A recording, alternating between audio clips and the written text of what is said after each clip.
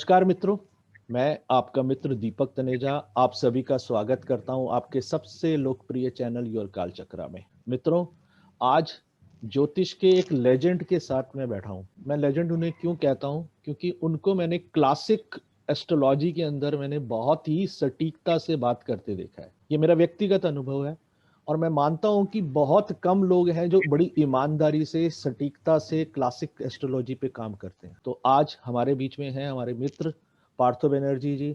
बहुत अच्छे विद्वान हैं, बहुत अच्छे ज्योतिष लेजेंड हैं। मैं उनका स्वागत करता हूं। दीपक जी, धन्यवाद for calling me in your esteemed channel, and I am not sure whether I deserved that lavish praise और आपकी जो ये तो आपका प्यार है और बड़प्पन है। हाँ, ये बात सही है कि मैं क्लासिक्स पे जोर ज्यादा देता हूँ, लेकिन लीजेंड्स जो शब्द है वो मेरे ख्याल में there are lot of people who have put in lot of years and hard work behind them, but yes, मैं फॉलो सब लीजेंड्स को करता हूँ और रिस्पेक्ट सबके लिए है, लेकिन मेरे लिए ऋषि वाक्य जो है, जो हमारे क्लासिक्स में लिखा है, वो सर्वोपरि है। तो बस यही है। और जब आप जेन्युइन ज्योतिष करते हैं तो आपको खुद को भी अच्छा लगता है, और आप जैसे विद्वान लोग जो हैं, जो इस बात को परख सकते हैं कि आज के जमाने में डिजिटल एज में जो हमको परोसा जा रहा है चारों तरफ से, और सिर्फ डिजिटल एज की गलती क्यों निकाले, जो किताबें भी आ रही हैं, बहुत ही कम किताबें हैं जो आधुनिक पिछले मान लीजिए एक दशक में जो निकली हैं, वो ज्योतिष का अपना खुद का जो लेवल है उसको जस्टिफाई करती है। जो हाई लेवल ऑफ साइंस और प्रैक्टिकलिटी है और जिंदगी को समझने की शक्ति जो ज्योतिष में है, वो उस चीज को जस्टिफाई करने वाली जो कंटेंट है आज की डेट में, चाहे डिजिटल वर्ल्ड में हो या पेपर वर्ल्ड में हो, वो काफी कम है। तो जब हम ऋषि वाक्य की तरफ से जब हम उस चीज को समझने की कोशिश करते हैं, तो जाहिर सी बात है कि वो थोड़ा सा भीड़ से हट के दिखाई पड़ती है। तो बस मेरा यही मानना है ज्योतिष में। बस फिर बाकी द रेस्ट इज हिस्ट्री। जिन लोगों से मैं जुड़ता हूँ वो मेरी बात को जो है उसको जेन्युइन लगती है, उनको मेरी बात जो भी मैं कहता हूँ, और जो मुझे जिस चीज का ज्ञान नहीं है मैं उससे बात नहीं करता। अच्छा, आज हम जो एक डिविजनल चार्ट या वर्ग कुंडलियां जो जिसपे बहुत चर्चा चलती है, मैं आपसे, क्योंकि ये एक ऐसा विषय है जिसपे बहुत नया शोध, नई रिसर्च और नया भ्रम जो भी हम कह सकते हैं, इसमें अलग अलग तरीके की मानसिकता होती है।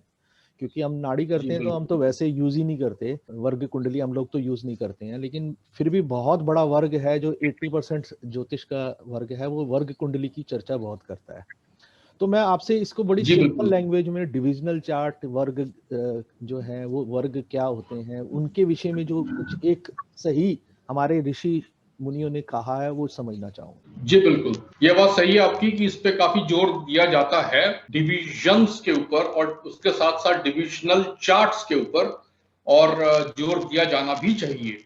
लेकिन जैसे ये दो शब्द हैं, एक है डिविजन्स मतलब वर्ग, और है डिविजनल चार्ट्स मतलब वर्ग कुंडली। अभी ये तर्क और समझ का विषय है कि डिवीजन तो है, आंशा तो है हमारे ज्योतिष क्लासिक्स में, हमारे टेक्स्ट में है, लेकिन कहीं पे भी वर्ग कुंडली का जिक्र नहीं है। ठीक है, अभी सिर्फ राशि कुंडली है, राशि चक्र है, लेकिन वर्ग कुंडली, अच्छा कुछ ट्रांसलेशंस में ये आपको दिखेगा जरूर, ये इसको मैं डिनाई नहीं कर सकता कि काफी सारे विद्वान जिन्होंने जिनका मैं शुक्रगुजार हूं, उनकी उंगली पकड़ के हम लोग चले हैं जब ये ज्योतिष जर्नी स्टार्ट की थी। लेकिन हमको एक चीज देखना होगा कि ये शब्द श्लोक में कहीं नहीं आते हैं, सिर्फ राशि चक्र आता है। वर्ग चक्र या आमशा चक्र के नाम से भी कोई शब्द नहीं है। वर्ग तो बहुत हैं और वर्ग के ऊपर आज हम चर्चा करने बैठे हैं, लेकिन अब सवाल ये उठता है कि हमारे जितने भी जिनको हम गॉड्स ऑफ एस्ट्रोलॉजी समझते हैं, उन्होंने वर्ग कुंडली के ऊपर उन्होंने काफी किताबें भी लिखी हैं। कहाँ से शुरू करें? बीवी रमन जी से लेके के एन राव जी तक सबने इसके ऊपर जो है काफी डिटेल में लोगों को बताया है, और मैं उनकी इंथुजियाज्म को जो है सैल्यूट करता हूं। और खासकर के एन राव जी की अगर हम पद चिन्हों पे चलें, तो उन्होंने ये साफ साफ कहा था कि don't take anything for granted, always test, apply logic and use your own understanding. If you are not convinced, then don't get convinced because someone has said it.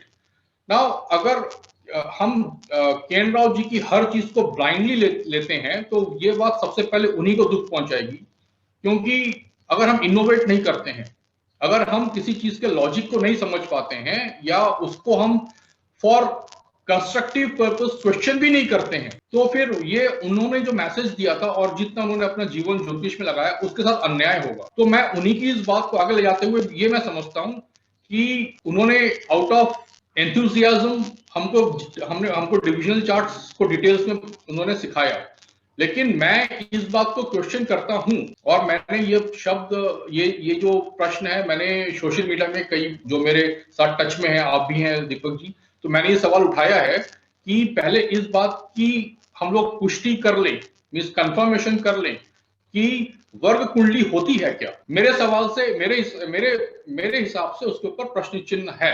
हाँ, नवांश जरूर होता है। एक साइन के आप 9 पार्ट्स कर देंगे तो वो नवांश कहलाती है। एक साइन के मतलब एक राशि के आप 3 पार्ट्स कर देंगे 10-10 डिग्री के तो वो द्रेक्काण या द्रेशकांड कहलाती है, जैसे D3 के नाम से कहा जाता है।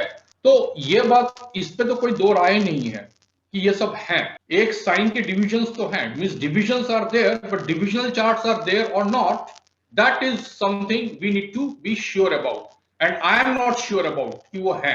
मेरे को लगता है कि जो चीज कंफर्म नहीं है हम उस पे एक शोध कर लें, जो चीज हमको मिल चुकी है हम उस चीज को आगे ले जाएं और उसको एक लॉजिकल एक पर्सपेक्टिव दें। इसी सिलसिले में मेरे को लगता है कि आज इस बात को समझने की जरूरत है कि डिवीजन और डिवीजन चार्ट्स क्या है। तो मैं डिविजन्स पे बोलूंगा, डिविजन चार्ट्स पे चूंकि मैं श्योर नहीं हूं तो मैं नहीं बोलता उन चीजों पे।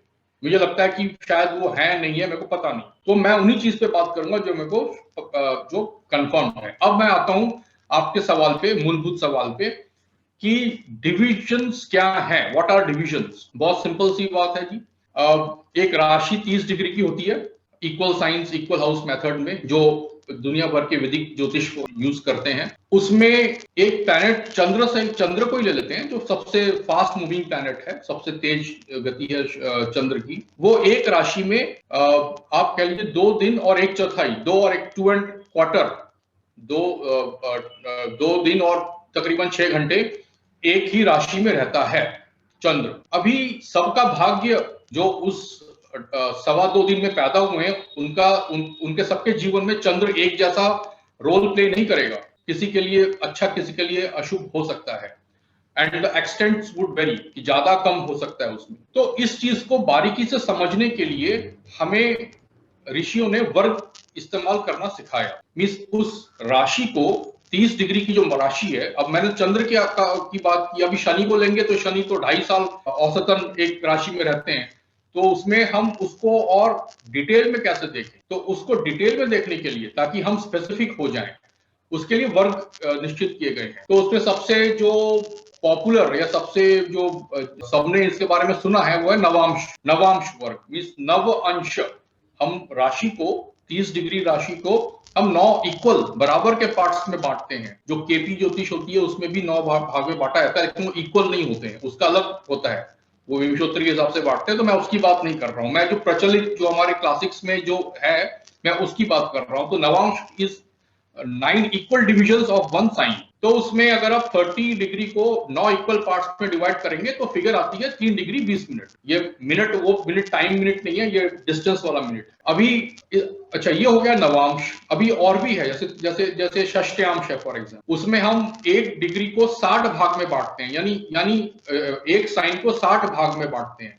तो एक भाग में आधा डिग्री आएगा, मींस 30 मिनट, 30 जो है मिनट्स उसमें आएंगे। तो इनका पर्पस यही है कि हम कैसे ये जाने कि मेरा चंद्र अगर एक राशि में है, जब मैं पैदा हुआ था तो मेरे पैदा होने से एक दिन पहले और एक दिन बाद, मतलब वो उस 2.25 दिन के रेंज में जो लोग दूसरे लोग पैदा हुए थे उसी जगह पे उसी हॉस्पिटल में, उनके जिंदगी में चंद्र कैसा कैसा अलग सा रोल प्ले करेगा।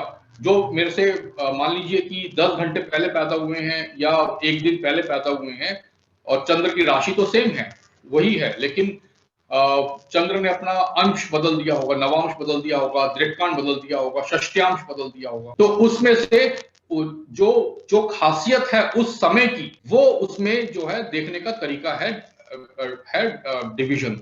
और ये और सबसे जरूरी बात, ग्रहों के अलावा भी हम एक बात भूल जाते हैं, वह लग्न स्पष्ट, द डिग्रीज ऑफ एसेंडेंट, वो भी तो एक पॉइंट है, वो भी तो किसी राशि में एक पर्टिकुलर अंश में, एक पर्टिकुलर मिनट में, सेकंड में है, हमको उसका भी वो लिया जाता है। तो जब सॉफ्टवेयर वर्ग कुंडली बनाती है, नवांश कुंडली, तो उसमें जो एसेंडेंट होता है हम उसकी बात करते हैं। इंग्लिश में उसे कहते हैं राइजिंग नवांश, राइजिंग दृक्कांड, और वो हमारा जो है वो साइन, वो कोई हाउस नहीं है, वो साइन ही है। हमारा फर्स्ट जो हाउस है हमारी राशि कुंडली का, उसमें जो लग्न स्पष्ट है, लग्न की डिग्री है, उसकी भी हम वर्ग निकालनी चाहिए, सिर्फ 9 ग्रहों की निकाल के हमको नहीं रहना चाहिए।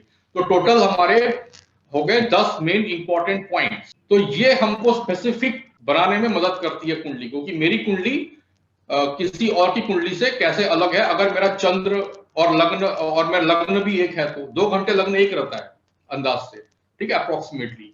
तो उस 2 घंटे के अंदर हर 20 मिनट में, हर 13 मिनट में जो के अंतराल में कोई पैदा हुए हैं, तो उनके जीवन में कैसा भाग्य होगा, वो हम डिविजन्स में देखते हैं। तो डिविजन्स आर एसेंशियली साइन। अगर मैं एक साइन को 9 पार्ट्स में बांटूंगा, तो इंडिविजुअल पार्ट जो है वो भी तो एक साइन ही होगा, राशि तो होगी वो एक। तो हमारे क्लासिक्स में, हमारे जो है टेक्स्ट में यही लैंग्वेज लिखी हुई है कि if Venus goes to the sign of so and so planet, अगर शुक्र शनि की राशि में है, शनि के नवांश में है, शनि के दृक्कांड में है, शनि के षष्ठ्यांश में है, तो क्या है। तो वो श्लोक में फिर उसके आगे वो बताया हुआ क्या, उसका मतलब क्या होता है। तो this is how we understand divisions in a simple language, कि मेरी कुंडली किसी और की कुंडली से कैसे अलग है। अगर हमारी किसी प्लैनेट की राशि सेम है, तो उसको कैसे मैं फर्क करूं अपने में और किसी और में, तो हमको वर्ग देखने पड़ेंगे। बहुत बढ़िया, बहुत आपने सरलता से जो एक बहुत बड़ा भ्रम बना हुआ है उसको दूर किया है। तो मुझे एक चीज और आप बताएंगे कि जो हमारे ऑस्पिशियस और अनऑस्पिशियस जैसे कि हम कहते हैं वर्ग जो होते हैं, वो कौन से रहते हैं, और उनको देखने का हमारा तरीका क्या है, और हम उनको कैसे देखकर समझ सकते हैं कि किस प्रकार के रिजल्ट एक कुंडली में निकलेंगे। बहुत अच्छा सवाल है ये, और इस सवाल का जो कंफ्यूजन बराबर बना हुआ है। ये बात तो काफी लोग, बहुत लोग समझते हैं कि वर्ग कुंडली का मतलब, जैसे मैंने बताया, जिनको क्लियर नहीं था वो क्लियर हो गया होगा, उम्मीद है। और जिनको पहले से पता था उनको शायद सबको ये नहीं पता होगा कि, अब चलो ये बात समझ गए कि अगर चंद्र मेरे कुंडली में और किसी और की कुंडली में अलग कैसे है, ये देखने का फर्क तो हमको मिल गया डिवीजन से, वर्ग से। लेकिन ये कैसे पता करें कि मेरा अच्छा है और किसी और का अच्छा नहीं है, या मेरा उसकी कंपैरिजन कैसा है, या इसको हम यूज कैसे करें। तो इसमें जो है हमारे ज्योतिष शास्त्रों में जो शब्द आया है, वो जो सबसे कॉमन शब्द आया है, शब्द तो कई आए हुए हैं, लेकिन सबसे सबसे अधिक जो शब्द का प्रयोग हुआ है वो है शुभ वर्ग और अशुभ वर्ग। तो शुभ वर्ग और अशुभ वर्ग का मतलब ये होता है कि जो मैंने अपने जो जितने भी ट्रांसलेशंस हैं उनको पढ़ के, और जो श्लोक का जो मैं शब्द प्रयोग हुआ है, भगवान की दया से मैं संस्कृत के श्लोक अभी समझ लेता हूँ। हालांकि कंफ्यूजन अभी भी रहता है मेरे को, क्योंकि इतना आसान नहीं होता है। उनकी लैंग्वेज आज के लैंग्वेज की तरह सिंपल नहीं है, वो क्लासिकल संस्कृत लैंग्वेज होती थी। फलदीपिका वगैरह में तो आसान लैंग्वेज है, लेकिन मेरे को जातक पारिजात वगैरह की लैंग्वेज तो टफ लगती है। हालांकि बहरहाल जो क्लासिक्स में किताब जो शब्द का प्रयोग आया है, वो आया है शुभ वर्ग और अशुभ वर्ग। अभी शुभ वर्ग का मतलब ये होता है कि कोई प्लैनेट जिस अंश में है, मीन्स अगर मैं नवांश देख रहा हूं तो कौन से साइन में है नवांश में। अगर मैं ये देख रहा हूं, द्वादशांश देख रहा हूं, 12वां डिवीजन जो हमारी उत्पत्ति से रिलेटेड होता है, तो उसमें कौन से साइन में, कौन सी राशि में एक प्लैनेट गया है। तो मेरे पास इस हिसाब से षड वर्ग में, षड वर्ग मीन्स मैं 6 वर्ग अलग अलग देख रहा हूं, तो मेरे 6 अलग अलग कॉम्बिनेशन हो गए। एक तो राशि स्वयं, एक हो गया दृक्कांड, एक नवांश, द्वादशांश, होरा और त्रयोदशांश, 30th डिवीजन। तो ये 6 अलग अलग साइंस मेरे पास हैं एक ही प्लैनेट के। चंद्र और लग्न स्पष्ट का भी अलग होता है, तो मैं एक प्लैनेट का एग्जांपल ले रहा हूं। तो 6 अलग अलग साइंस है, मैं करूं क्या इसका मैं अब मैं कैसे पता लगाऊं कि अच्छा है बुरा है? बहुत प्रैक्टिकल सवाल है हॉरोस्कोप एनालिसिस का। थ्योरी एक तरफ जी, प्रैक्टिकल है। अब इसका मतलब ये होता है, इसके लिए जिसको भी शंका है वो सुदर्शन चक्र पढ़ लें, हमारा जो हमारे बृहस्पति शास्त्र में। बृहस्पति शास्त्र की कमजोरी ये है कि वो लॉस्ट हो गई थी और रिकम्पाइल हुई है पिछले 1.5 साल से 250 साल के अंदर। तो उसके ऊपर भी काफी डाउट्स रेज किए जाते हैं, लेकिन सुदर्शन चक्र पे कोई डाउट रेज नहीं करता है, क्योंकि वो सॉलिड फाउंडेशंस पे बेस्ड है, जो बाकी क्लासिक्स भी उसको कंफर्म करती है। तो सुदर्शन चक्र को हम एक मान सकते हैं कि बृहस्पति शास्त्र की एक बहुत ही एक मजबूत एक सिस्टम है जो सुदर्शन चक्र है। सुदर्शन चक्र के ऊपर मैं डिटेल में नहीं करूंगा, कभी और वीडियो कर लेंगे। उसमें बस ये दिखाते हैं कि कोई भाव अगर आप देख रहे हैं तो उसको आप लग्न से भी देखेंगे। समझ लीजिए कि मैं किसी का सुख भाव देख रहा हूं, 4th हाउस, तो लग्न से भी देखिए आप उसे चंद्र से भी देखिए और सूर्य से भी देखिए। और जब मैं तीनों को मिला दूं तो चतुर्थ भाव में जो जो प्लैनेट बैठे हैं तीनों अलग अलग एंगल से, तो उसका पूरा सार मिला के उसका फल कहना चाहिए। ये तो हो गया सुदर्शन चक्र का मतलब। लेकिन उसमें उन्होंने शुभ अशुभ की बात ऐसे कही है, उन्होंने लिखा है कि षड वर्ग में जो शुभ वर्ग में कोई प्लैनेट बैठा है तो अच्छा वो रिजल्ट देगा। मतलब उसका सिंपल ये हो गया कि अगर एक प्लैनेट है और मेरे पास 6 साइंस हैं, राशि से लेके जो नाम लिए मैंने, द्वादशांश, दृक्कांड, होरा, अभी इसमें नेचुरल बेनिफिक मतलब नैसर्गिक ग्रह सबको पता है क्या है वो, जुपिटर, गुरु और वीनस, शुक्र, अपने आप में मरकरी भी है और चंद्र भी है। बाय डिफॉल्ट तो इनको सबको नेचुरल बेनिफिक बोलते हैं। तो इनके साइंस में कोई प्लैनेट है तो वो शुभ वर्ग में कहा जाएगा। और जो नेचुरल मैलिफिक्स के साइंस हैं उसमें वो अशुभ वर्ग में कहा जाएगा। जैसे कि मार्स, सैटर्न, इनके साइंस में कोई प्लैनेट जाएगा तो वो अशुभ वर्ग हो गया। तो ये तो बहुत डिस्टिंक्ट सामने आ गई बात कि 6 में से पड़ला किसका भारी पड़ रहा है। अक्सर आप देखेंगे 3 अच्छे 3 बुरे हैं, तो एवरेज प्लैनेट होता है। अब जहां पड़ला भारी हो गया, मान लीजिए कि 5 साइंस पॉजिटिव हैं, तो अगर भी वो प्लैनेट डेबिलिटेशन में है, मतलब कि नीच राशि में है, राशि में नीच में है, लेकिन बाकी 5 में उसने मेकअप कर लिया उस चीज को, तो वो रिजल्ट अच्छे देगा। उसकी इंटेंसिटी थोड़ी कम हो जाएगी, क्योंकि जो डेबिलिटेशन में चला गया तो चला गया, लेकिन वो जब दशांतर दशा में आएगा तो फल जो है उसका जितना लोग डर रहे थे उससे काफी अच्छा मिलेगा। तो ये एक एग्जांपल हो गया। दूसरी चीज ये है कि अब इसमें भी कुछ हमको दिमाग लगा के करना है, ब्लाइंडली नहीं कर सकते हम। फॉर एग्जांपल, अब कोई प्लैनेट है, मान लीजिए मार्स, मंगल की उच्च राशि होती है मकर और नीच राशि होती है आपकी कैंसर, कर्क। अभी इस डेफिनेशन को हम लगाएंगे तो मंगल में तो उल्टा बैठ रहा है ये, क्योंकि मंगल अगर मकर में है तो वो तो अशुभ प्लैनेट की, मतलब सैटर्न की राशि है, तो वो तो अशुभ वर्ग में जाएगा। लेकिन चूंकि ये मंगल की बात हो रही है तो हमको उसको शुभ लेना पड़ेगा, क्योंकि वो उसके लिए, मंगल के लिए वो अच्छा है। ये बेसिक्स ऑफ ज्योतिष में आ जाए। तो ये चीज हमको ध्यान रखनी पड़ेगी कि हम प्लैनेट कौन सा देख रहे हैं, ब्लाइंडली नहीं लगाएं इस चीज। फॉर एग्जाम्पल, अगर हम वीनस को देख रहे हैं, वो अगर शुक्र ग्रह जो है वो अगर यहां जा रहा है आपके कन्या राशि में जा रहा है तो वहां तो नीच का हो गया, लेकिन है वो, लेकिन मरकरी का साइन तो शुभ वर्ग में आएगा सारे प्लैनेट्स के, लेकिन हर प्लैनेट का अपना एक स्पेशलाइजेशन होगा। अगर नीच राशि में वो अच्छा नहीं माना जाएगा, जैसे हमने इसका एग्जांपल देखा। तो शुभ अशुभ तो हमको वैसे ही देखना है, नेचुरल बेनिफिक का साइन है या मैलिफिक का साइन है, लेकिन वो देख लेना जरूरी है कि एक्सॉल्टेशन डेबिलिटेशन तो नहीं है, उस हिसाब से चेंज हो जाएगा ऊंच नीच के हिसाब से। तो ये कॉमन सेंस हमको करनी पड़ेगा, बहुत सरल चीज है।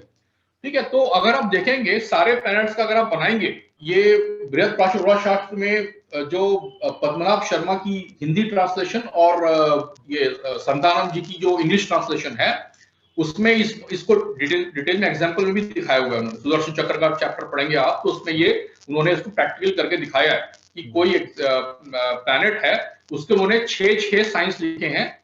ठीक है, और उन्होंने बताया कि देखिए इस साइन को हम यहाँ शुभ मानेंगे, यहाँ अशुभ मानेंगे। तो उस हिसाब से आप अगर आप करते हैं तो आपके सामने पूरा आ जाएगा कि ऑल द प्लैनेट्स वो मतलब एक्चुअली में कैसा परफॉर्म करेंगे प्रैक्टिकली। तो जब हम सिर्फ कुंडली, राशि कुंडली देख रहे हैं तो हमको पता नहीं चल रहा है, हमें दिख रहा है कि ठीक है शनि यहाँ पे जो है अरीज में बैठा है, मेष में तो नीच का है, लेकिन मालूम चला वो राशि में तो नीच का हो गया, लेकिन बाकी सारे वर्गों में कम हम अगर षड वर्ग लेंगे, 6 वर्ग सिस्टम, वर्ग के सिस्टम अलग अलग होते हैं, मैं बात करूंगा उसके ऊपर अलग से। तो अगर हम बाकी सब में वो अच्छा हो गया तो रिजल्ट अच्छा देगा। हाँ, उसकी इंटेंसिटी थोड़ी सी जो है जितनी हमें टॉप लेवल पे चाहिए वैसी नहीं मिल पाएगी, क्योंकि वो नीच में चला गया है, उसका खामियाजा तो भुगतना पड़ेगा।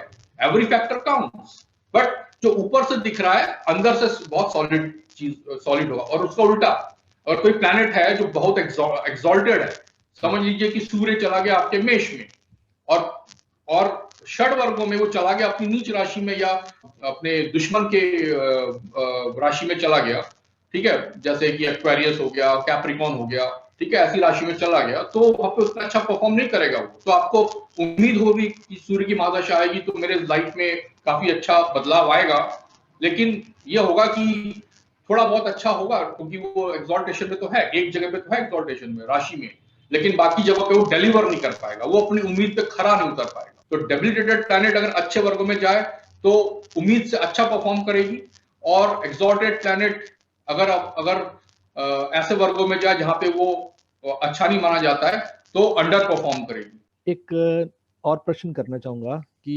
जो वर्गोत्तम प्लैनेट्स होते हैं उनके बीच में रिलेशनशिप क्या होता है, मतलब अगर हम अलग अलग वर्ग के अनुसार उसके बारे में विचार करना चाहें तो क्या हम उसका अर्थ निकालें और उसके क्या रिजल्ट निकालने चाहिए? ये जो आपने बोला है ना, वर्गोत्तम का संबंध जो है लेवल ऑफ ऑस्पिशियसनेस से है, मतलब कि कितने स्तर का शुभ प्लैनेट हो सकता है, उसका एक लार्जर कॉन्टेक्स्ट है, एक लार्जर उसकी एक अंडरस्टैंडिंग है, उसका एक स्पेसिफिक केस है ये वर्गोत्तम का कॉन्सेप्ट। मैं उसको एक्सप्लेन करता हूं। जब हम वर्गों की बात करते हैं तो हमारे क्लासिक्स में जो है कम से कम 2 का तो मेरे को इस टाइम याद है, फल दीपिका में है और जातक पारिजात में है, और जहां तक मेरे को याद आ रहा है सारावली में भी इस बात का है, जातक तत्व में भी है ये चीज, ये कैटेगोराइजेशन। उसमें ये लिखा हुआ है कि एक हो गई आपकी राशि कुंडली। अच्छा, इसमें 10 वर्ग सिस्टम यूज किया, मींस 10 डिविजन्स। पराशर षोडश वर्ग लिख के गए थे, 16 डिविजन्स का उन्होंने लिखा है। और वारामिहिर ने जातक, बृहद जातक में उन्होंने जो है षड वर्ग पे बल दिया है। सुदर्शन चक्र भी जो पराशर जी की मानी जाती है उसमें भी उन्होंने षड वर्ग पे बल दिया है, और फल दीपिका और जातक पारिजात में 10 वर्ग का जिक्र है।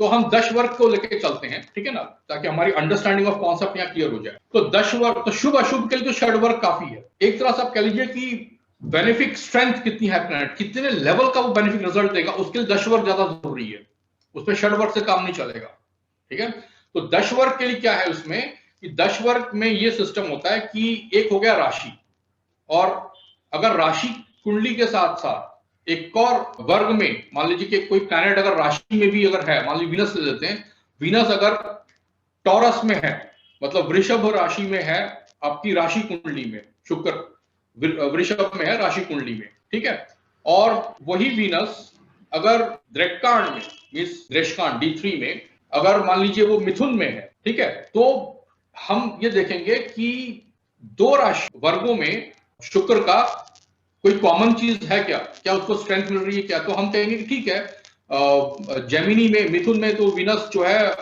वैसे तो अच्छा ही माना जाता है वीनस की खुद की क्वालिटीज के लिए, तो उसको मैं कहूंगा ठीक है, कुछ खास बात नहीं लगी मेरे को यहाँ पे। अब मैं नवांश पे जाऊंगा।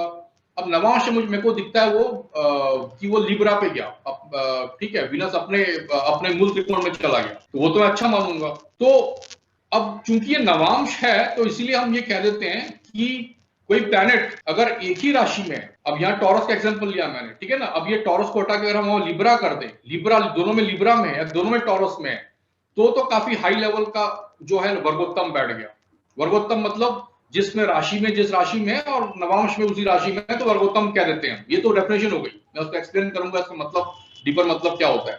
लेकिन अब आप बताइए कि कोई प्लैनेट है वो जेमिनी में है, वीनस मान लीजिए जेमिनी में है, राशि में भी और नवांश में भी, वो भी वर्गोत्तम है। अभी वही वीनस अगर लिब्रा में है राशि में और इधर भी लिब्रा में है नवांश में, तो ये भी वर्गोत्तम हो गया। दोनों में फर्क क्या है, दोनों का लेवल हाई है। इसका जो लिब्रा में है अपने ही मूल त्रिकोण में है, उसका इस वर्गोत्तम का लेवल हाई है, उससे शुभ तो दोनों जगह माना जाएगा, लेकिन लेवल यहाँ ज्यादा हाई माना जाएगा।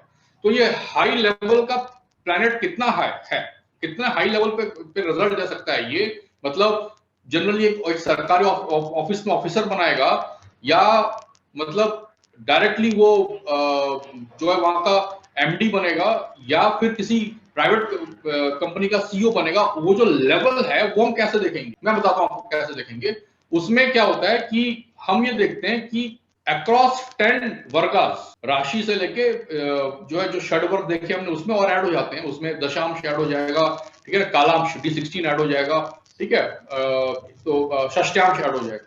तो ये जो सारे वर्ग हैं, इसमें कोई प्लैनेट जो है अपनी राशि में है, मूल त्रिकोण में है, तो मूल त्रिकोण अपनी राशि या उच्च का है, ये हम इनको लेके चलते हैं। ये स्ट्रेंथ, ये साइन ऑफ स्ट्रेंथ होते हैं। अब अगर कोई प्लैनेट ऐसा है, जरूरी नहीं एक ही साइन में है, वर्गोत्तम को एक ही साइन देखा जाता है, यहाँ पे एक साइन नहीं देख रहे, यहाँ पे हम देख रहे हैं कि अगर अच्छे लेवल पे है, और अब कितने वर्गों में अच्छे लेवल पे है, 2 पे है तो उसे हम बोलते हैं पारिजात अंश, 3 पे है तो उसे हम बोलते हैं उत्तम अंश। ये वर्ड्स हैं, थोड़े क्लासिक्स में वर्ड्स अलग हो जाते हैं, ठीक है, आगे जाके। और वैसे 4 में है तो गोपुर अंश, मींस वो लेवल बढ़ रहा है, उसको देखिए आप। और हम यहाँ बात कर रहे हैं कि प्लैनेट मजबूत राशि में है, प्लैनेट के हिसाब से जो मजबूत राशि मानी जाएगी, तो उच्च का, मूल त्रिकोण का, और स्वक्षेत्र अपना खुद का राशि।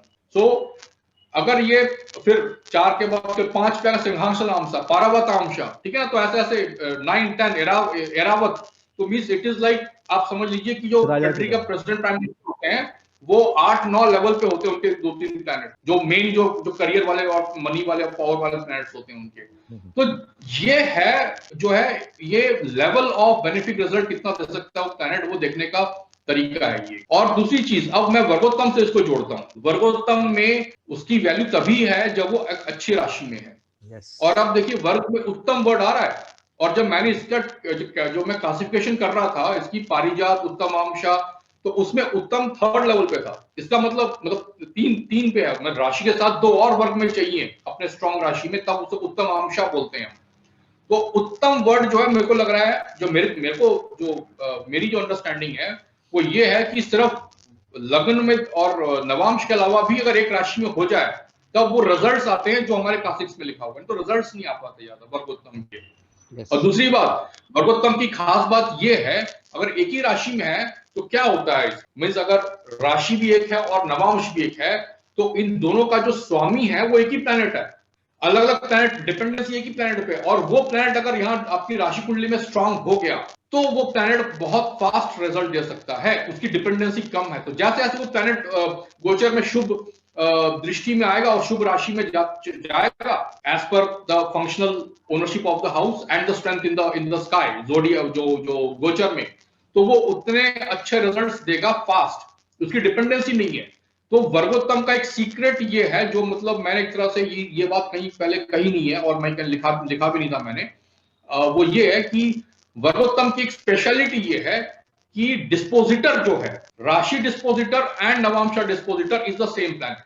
That means if that planet is strong, अगर ये प्लैनेट जो इसका डिस्पोजिटर को क्या बोलेंगे, इसका जो राशि स्वामी है ना, राशि स्वामी है जो इस प्लैनेट का नवांश में भी सेम है और राशि में भी सेम है, तो वो ग्रह जो है राशि कुंडली में जब मजबूत हो गया तो एक साथ कई सारे अपने जो है टारगेट्स प्राप्त कर लिए, ऑस्पिश काफी अच्छा होता है वो, तो इसलिए वो फल बहुत अच्छा देता है, गोचर वगैरह में अच्छा फल देता है।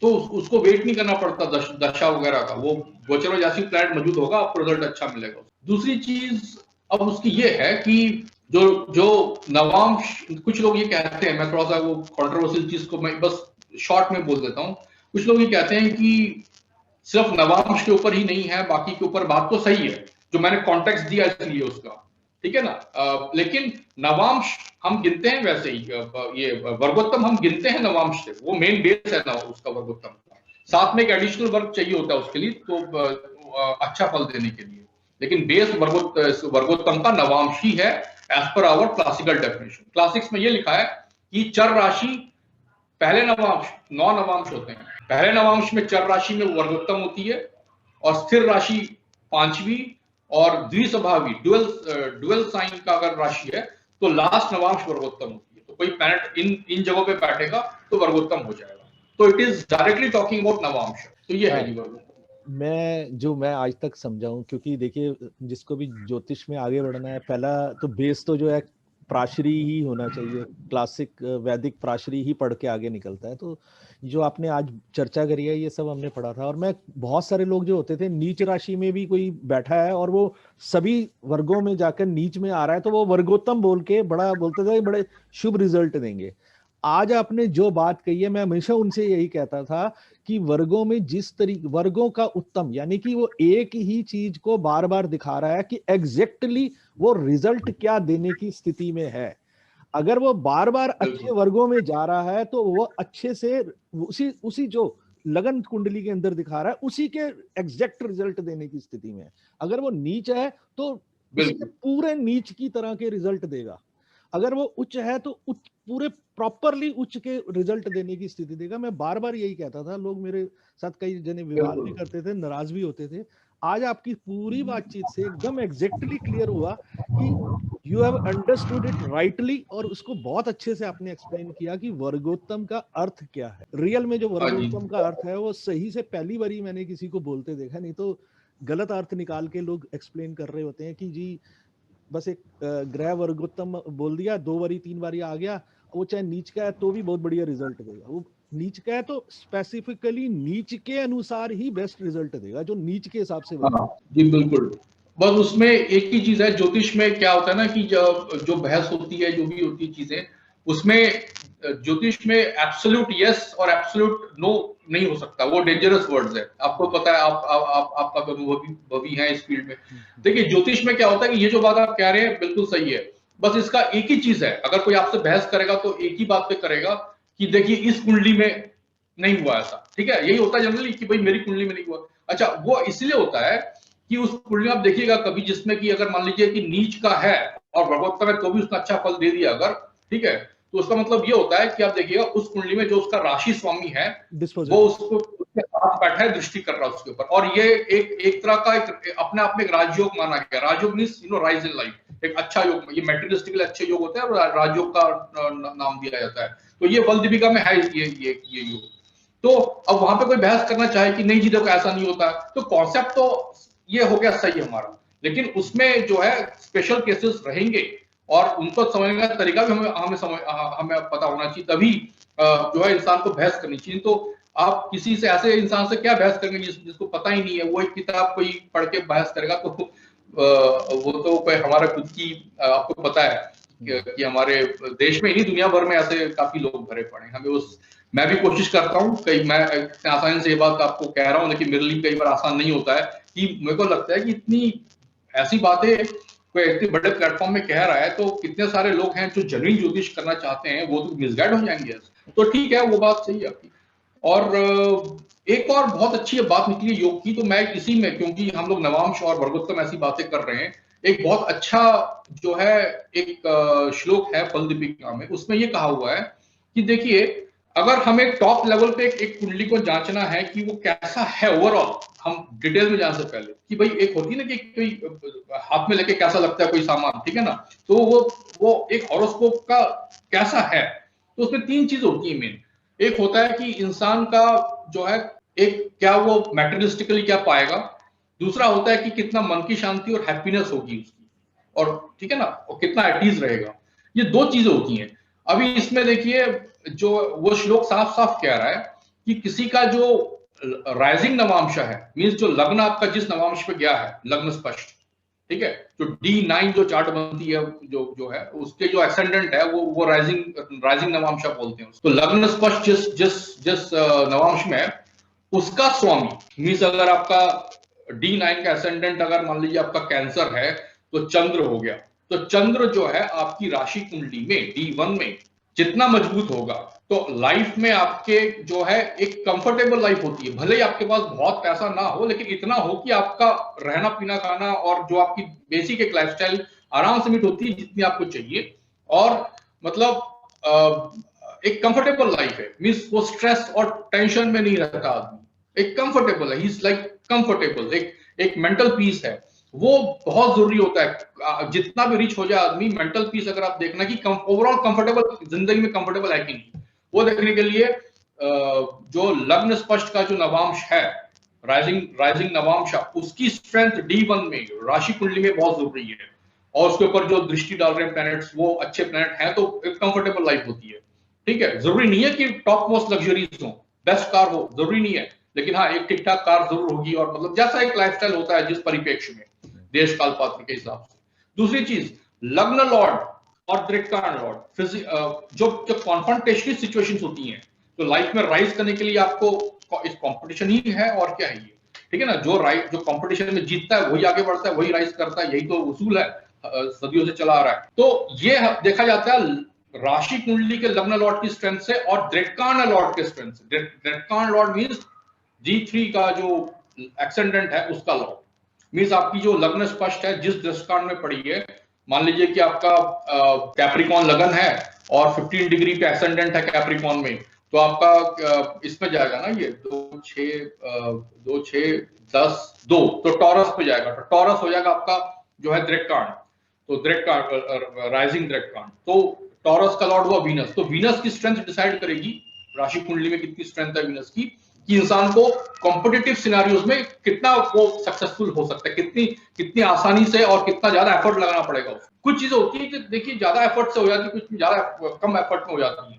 तो ये वो चीजें हैं कि some people are born with some luck in some areas of life, और ओवरऑल रुपए पैसे प्रॉपर्टी के लिए लग्न लॉर्ड का स्ट्रेंथ स्ट्रांग होना बहुत जरूरी है। उसके बगैर जितना स्ट्रांग हो जाए आपका धन भाव और आय भाव, कुछ नहीं मिलेगा, लग्न लॉर्ड अगर स्ट्रांग और एस्पेक्टेड बाय बेनिफिट्स नहीं है। बहुत बढ़िया। एक प्रश्न और पूछना चाहूंगा, जैसे अलग अलग वर्ग हैं, मतलब D3, D4, D6, D9, D10, ऐसे करके बड़े सारे वर्ग हैं, तो इनमें से आपस में अगर मैं कंपेयर करना चाहूँ इस दृष्टि से और अन्य दृष्टि से कि इम्पोर्टेंस किसकी ज्यादा है, हमें ज्यादा किस वर्ग को इम्पोर्टेंस देनी चाहिए और किस प्रकार की क्यों देनी चाहिए? बिल्कुल, बहुत अच्छा सवाल है, और इस पे भी बहुत भ्रम बना हुआ है, और काफी विद्वान हैं ज्योतिष में जो इस बात पे भी काफी उनमें जो है अच्छी बहस होती है, क्वालिटी बहस होती है। Okay, this is one of the areas जहाँ पे जो है अच्छे लेवल के विद्वान ही बहस करते हैं, मैंने देखा इस जो आपने सवाल पूछा है। और इसमें जो है सबसे लोकप्रिय वर्ग नवांश है, सबसे ज्यादा चलती है, और इसके बारे में भ्रांतियां भी कई सारी हैं जो उस पर हम नहीं जाते हैं, लेकिन नवांश सबसे लोकप्रिय है। अभी इस बात का को उठाया जाता है, और उठाना भी चाहिए, कि भाई ऐसी क्या बात है नवांश में जो दृक्कांड में नहीं है, जो द्वादशांश में नहीं है, जो त्रयांशांश में नहीं है, ऐसी क्या बात है दृक्कांड इसमें नवांश में। तो इसका जवाब ये है कि इनकी जो इंपॉर्टेंस है, अभी मैंने जो षड वर्ग का एग्जांपल दिया कि भाई हम शुभ और अशुभ वर्ग में देखेंगे कैसे, तो उसमें जो है थोड़ा सा वेटेज का फर्क आ जाएगा। वेटेज मतलब कि नवांश में अगर स्ट्रांग है तो उसकी इंपॉर्टेंस द्वादशांश में अगर स्ट्रांग है उससे ज्यादा है। और एग्जैक्ट प्रोपोर्शन ऋषि पराशर के कथन अनुसार बृहद पराशर शास्त्र में लिखा हुआ है, जहां पे कि उन्होंने विमशोकपल बल का एक जो है कॉन्सेप्ट दिया है, मींस 20 पॉइंट सिस्टम। मींस एक प्लैनेट की हमने स्ट्रेंथ देखनी है, उन्होंने एक तो देखिए हो गया षड बल सिस्टम, जहां पे हम स्थान बल, काल बल, चेष्टा बल, वो सब देखते हैं, ठीक है ना, एक्सॉल्टेशन, जिनके किस टाइम में पैदा हुआ, अयान बल, ये सब देखते हैं। वो दूसरा षड बल दूसरा है, ये है दूसरा तरीका बल देखने का, विमशोकपल बल। मींस विमशोकपल means 20 point system of planetary strength. तो हर प्लैनेट के 20 मार्क्स में से कितने मार्क्स मिले कुंडली में, कितना स्ट्रांग, कितना वो मजबूत ग्रह है। तो इसके लिए उन्होंने साफ साफ लिखा है कि 20 पॉइंट में से 6 पॉइंट मिलते हैं आपकी राशि कुंडली को, मींस मेन जो आपकी राशि कुंडली है 30, ठीक है, तो उसमें एक प्लैनेट जिस राशि में बैठा है, जैसा मजबूत है वो राशि, इसमें बेसिकली राशि देखी जाती है, वो हो गया 6 पॉइंट्स उसको मिल गए। मान लीजिए प्लैनेट उच्च में पहुंच गया 6 के 6, ठीक है, मूल त्रिकोण में पहुंच गया 5, ऐसे आप एक अपने, ये दोनों लिखा नहीं है, आप अपने से इसको लेवल लगा सकते हैं। तो अब बात आई कि अब बाकी की, इसका मतलब ये हुआ कि 20 में से, देखिए कितनी बढ़िया बात है, 20 में से सिर्फ 6 पॉइंट मिले आपको, जो लोग हम लोग नाचते हैं कि देखो मेरा ये ग्रह बली ये एग्जॉल्टेड है, मेरा मेरा सूर्य यहाँ पे, आपको सिर्फ 6 पॉइंट मिले 20 में से, 14 कमाने आपने, भी 14 पॉइंट आपने रास्ता तय करना है, अभी से सेलिब्रेट मत करिए। और अगर यहाँ नीच का हो गया तो मान लीजिए 0 पॉइंट मिल रहे हैं, तो आपके 14 और मौके मिलेंगे कमाने के, तो निराश ना होइए। तो दिस इज एस्ट्रोलॉजी। अभी नेक्स्ट जो उन्होंने कहा है, उन्होंने ये कैटेगरी दी है, ये अपने से नहीं कह रहा हूं, ये कैटेगरी उन्होंने लिखा है, ये नंबर उन्होंने खुद दिए हैं 20 में से 6 नंबर D1 को दे दो, राशि को 5 मार्क्स मिल रहे हैं नवांश को 5, तो मतलब जरा सा कम है उससे, ये राशि कुंडली से 1 डिग्री कम है नवांश कुंडली का, मान लीजिए 1 अंक कम है सिर्फ, तो 5 पॉइंट्स, तो 5 + 6 11 हो गए, तो 20 में से 11 का तो यहाँ हिसाब हो गया, यहाँ मजबूत हो गए, मतलब 11 मार्क्स मिल गया, मतलब 11 मार्क्स यहाँ हो गए कवर। नेक्स्ट आता है द्रेक्कांड का, उसे दिए गए 4 मार्क्स, मींस D3, 3 भाग 10-10 डिग्री के जो 3 भाग होते हैं। तो द्रेक्कांड, जो द्रेशकांड भी कहते हैं उसको, द्रेक्कांड को मिल गए हैं 4 मार्क्स, तो 15 मार्क्स हो गए। दैट मीन्स अगर आप एक राशि, एक प्लैनेट को अगर आप इन 3 जगहों पे देख रहे हैं, राशि कुंडली में, नवांश में और द्रेक्कांड में, तो 75%, 15 आउट ऑफ 20 75%, 75% स्ट्रेंथ तक आपको वहीं से अंदाजा हो जाना चाहिए। उसके बाद आते हैं होरा और क्या कहते हैं इसको, द्रेक्कांड, तो उनको 2-2 पॉइंट दिए हैं, तो 4 हो गए, तो 19 हो गए, और त्रयांशांशा को 1 पॉइंट दिया है, वो 20 हो गए। तो इसका मतलब ये हो गया कि 20 पॉइंट्स में इन्होंने 6 राशि से लेके ये सारे जो षड वर्ग है उनको पॉइंट्स दिए हैं। तो इसमें अभी हम तर्क नहीं कर सकते कि नवांश की वैल्यू वर्गों में सबसे ज्यादा है, वो कैप्टन ऑफ द टीम है। और इसका मतलब क्या होता है, अब मैं आपको बताता हूं इसका प्रैक्टिकल मतलब क्या होता है। अगर हम कुंडली देख रहे हैं, तो मान लीजिए कोई प्लैनेट जो है राशि कुंडली में अपने नीच राशि में चला गया, और नवांश में वो अच्छी राशि उच्च में चला गया, या अपनी स्व क्षेत्र या मूल त्रिकोण में चला गया। इसका मतलब क्या, वो इसका प्रैक्टिकल लाइफ में क्या असर पड़ता है किसी की? असर ये पड़ता है कि वो प्लैनेट जो जो चीजें जिंदगी में देता है, उसमें उसको हालात मुश्किल मिलेंगे बाय बर्थ, जहां जहां वो जाएगा सर्कमस्टेंसेस में उसको मुश्किलातें आएंगी। लेकिन नवांश में चूंकि वो बली है, तो ही विल बी मोटिवेटेड, उसके अंदर की मोटिवेशन, मना शक्ति, इच्छा शक्ति, वो इतनी मजबूत होगी कि वो मुसीबतों को पार पा लेगा। आप दो, देखिए पॉलिटिसाइज नहीं करना चाहता इस चीज को, अब आप 2 पॉलिटिकल शख्सियत ले लीजिए, राहुल गांधी और नरेंद्र मोदी। आप देख लीजिए कि नरेंद्र मोदी की इनकी जो मेन जो कुंडली होगी, क्योंकि date of time of birth में संदेह है, तो आप, मैं बस जनरल बात कह रहा हूं, मैं स्पेसिफिक कुंडली डिस्कस नहीं करूंगा उनकी यहाँ पे। लेकिन नरेंद्र मोदी की के कुंडली में और राहुल गांधी के कुंडली में ये हम कह सकते हैं कि राहुल गांधी की D1 कुंडली बहुत अच्छी होगी, उनकी राशि कुंडली, क्योंकि वो इज बॉर्न, वो उन सिल्वर स्पून में बॉर्न हुए, उनके पास उनके हालात बहुत इजी रहे हैं, सब कुछ मिला है बिना मांगे। लेकिन मोटिवेशन की कमी रही, उन्होंने उसको यूज नहीं किया। उस पर अपना खुद का एफर्ट होता है, उसकी इच्छा शक्ति होती है, मोटिवेशन, मेंटल फोकस कितना है आपका उस प्लैनेट की एनर्जीज के ऊपर, वो नहीं है बोल के वो जो है फल नहीं दे पाई। और as oppose to Narendra Modi ji की कुंडली में जो है, आई एम श्योर नवांश और ये द्रेक्कांड बहुत मजबूत होंगे, सारे प्लैनेट्स वहां स्ट्रांग होंगे बहुत, तभी वो जो है अपनी मुश्किल हालात में भी अपनी इच्छा शक्ति से, अब मोटिवेशन, अगर लेबर, आप मेहनत ऐसे नहीं करते, आप अगर आप मोटिवेटेड नहीं है तो मेहनत करेगा ही नहीं कोई, क्योंकि वो इतना इजी नहीं होता मेहनत करना। तो मेहनत करके ही वो जो है आगे आए हैं, ये बात भी बहुत इजी है, क्योंकि हम बहस कर सकते हैं पॉलिटिकल लेवल पे, लेकिन ये बात सही है कि वो जिस परिवार में पैदा हुए हैं, और राहुल गांधी परिवार पैदा हुए, तो जमीन आसमान का फर्क है उनकी आर्थिक स्थिति में, ये बात सबको मानना पड़ेगा। अब जो है ये हर एक पर्टिकुलर चीज दिखाता है। नवांश कुंडली, ये नवांश जो वर्ग है, वो ये दिखाती है कि इंसान में मोटिवेशन कितना है और ब्लेसिंग कितना है, मतलब उसको भगवान का आशीर्वाद उसको उसमें कितना है, वो दिखा देता है। और द्रेक्कांड जो राशि है किसी ग्रह की, वो ये दिखाती है कि इंसान में फाइटिंग स्पिरिट कितना है। एक तो हुई मोटिवेशन और इच्छा शक्ति, और D3 में जो द्रेक्कांड में राशि है, वो दिखाती है कि इंसान की फाइटिंग स्पिरिट कितनी है। वो और देखिए, जो पुरुषार्थ हम जो कुंडली में देखते हैं तीसरे भाव से, सहज भाव से, है ना, जो पराक्रम पुरुषार्थ देखते हैं, वो nothing, it is your will to fight it out, और not about muscles on the body, it's about your mental will to, आप कितना फास्ट उस हालात पे आप लड़ने को, कितना आप मोटिवेटेड हैं, कितना लड़ सकते हैं, वो काबिलियत, वो चीज है ये। तो प्लैनेट्स जो हैं ये चीज दिखाते हैं कि इंसान अगर प्लैनेट, अगर इसलिए हमारे इसमें चंद्रकला नाड़ी में ही कहा हुआ है, बहुत अच्छी बात कही है, जिसको जैन भसीन साहब ने बहुत अच्छे से बड़े से लिखा है, और and I consider him one of the ideal astrologers, okay, Jagannath Bhasin ji, ठीक है। उन्होंने ये लिखा है कि चंद्रकला नाड़ी की उनकी कमेंट्री है, उसमें उन्होंने साफ साफ बहुत अच्छे से लिखा है इस बात को। पटेल साहब ने भी लिखा है इसके ऊपर, ठीक है। उन्होंने ये लिखा है कि कोई प्लैनेट अगर राशि कुंडली में अगर उच्च का है और नवांश में नीच का चला गया तो बेकार है, क्योंकि मोटिवेटेड नहीं रहेगा आदमी, बेकार हो जाएगा। तो जितने बड़े बिजनेसमैन का बेटा होगा बेकार हो जाएगा वो, मोटिवेशन। यही फर्क है मुकेश अंबानी और अनिल अंबानी में, हालात तो दोनों के सेम थे, उनका मोटिवेशन कहीं वो वीनस की तरफ ज्यादा हो गया था, वो फिल्म वगैरह और ग्लैमर वर्ल्ड में ज्यादा वो चले गए थे। तो जो भी है, पर्सनल में क्या बोलें, तो ये एग्जाम्पल्स हैं। कुंडली देखे बगैर आप इन चीजों को कह सकते हैं कि जो है प्लैनेट्स का रोल उनकी लाइफ में कैसा रहा होगा। Yes, excellent.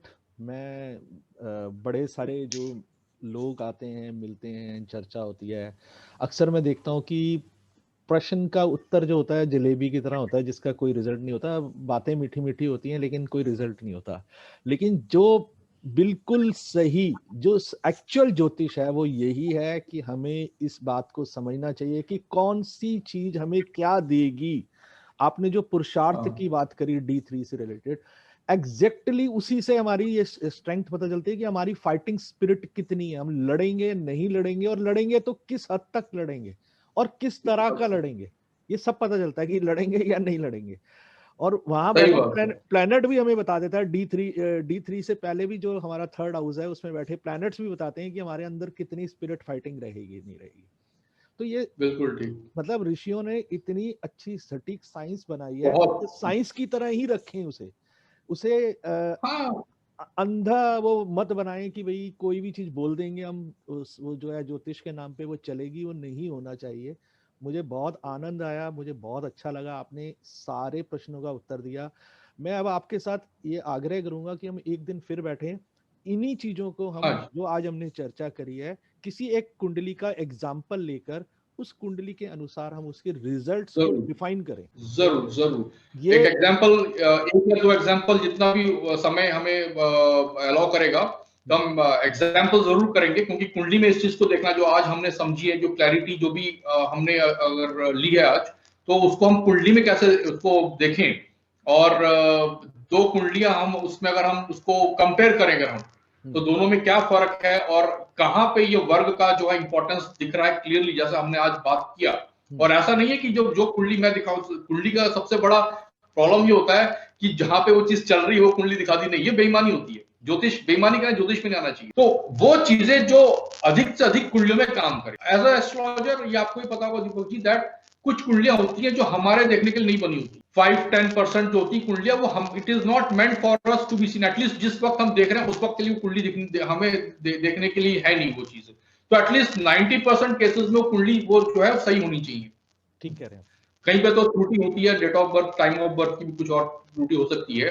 तो जो मैं बता रहा हूं वो आपको सारी कुंडलियों में जो है वो उसको अप्लाई कर सकते हैं। नहीं बिल्कुल। तो मैं एग्जांपल हम लेके इसमें करेंगे जरूर जरूर। मतलब ये मैं एग्री करता हूँ, और मैं आशा करता हूँ कि बहुत सारे लोगों के मन में आज डिवीजन और डिविजनल चार्ट, यानी वर्ग और वर्ग कुंडली का भेद, वर्गोत्तम का रियल में अर्थ क्या है, वो वर्गोत्तम को देखने का जरूरत है, तो किस अर्थ में देखना चाहिए, उससे क्या रिजल्ट निकालने चाहिए। सिर्फ हमें देखना नहीं है कि क्या है, उससे स्पेसिफिक रिजल्ट निकालने की जो अंडरस्टैंडिंग होनी चाहिए कि ये आज जो हमने चीज समझी है उससे बहुत सारे लोगों का भ्रम टूटना चाहिए और सही ज्योतिष की तरफ बढ़ना चाहिए। आपकी बिल्कुल सही बात है कि 80-90% कुंडलियों पे जो चीज लागू होती है वो ही जो चीज है वो साइंस है।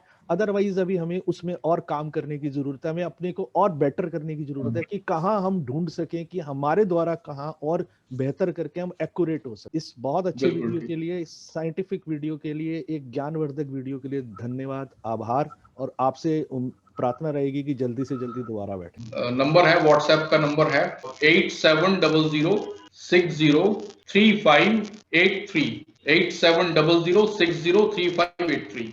इसी के साथ धन्यवाद और नमस्कार।